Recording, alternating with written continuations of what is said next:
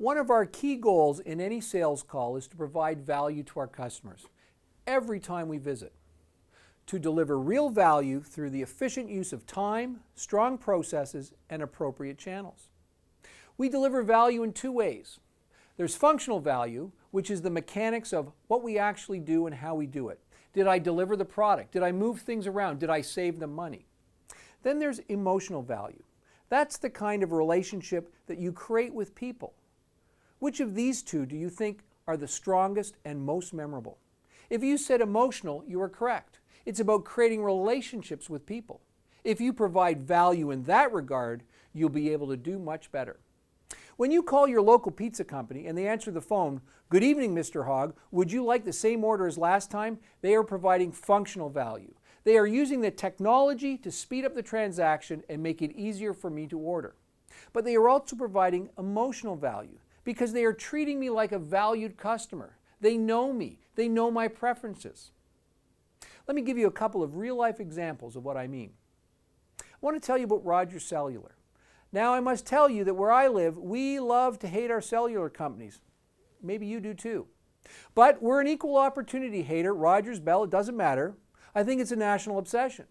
So I suspect you probably share some of the same feelings. We don't like them, and the reason we don't like them is because who are they thinking about? They only think about themselves. So I bought my 14-year-old daughter a cell phone for Christmas. Exactly. I was totally against it too. But she goes to a school where we have to pick her up and drop her off, and we have carpooling and that kind of thing, so we thought it's for safety. She can take it to and from school. Anyway, I got the first bill. And I've got the minimum stuff, but instead of being $25, it's $65. So I phone up Rogers and I say, "Hey, what's going on?" And they say, "Sir, you've been charged $40 for a third-party service." "Well, what third-party service?" I ask. "Well, apparently your daughter signed up for something." So I'm thinking, what did she sign up for? And they explain it to me. And I say, "Well, I didn't approve that, so please cancel it, take it off." "Can you do that?" "Yes, sir, we can block it. In fact, we can set it up so that she can't buy any more of these services." So I hang up the phone and I feel reasonably okay because Rogers has now said, "We're going to cancel it, we're going to block it."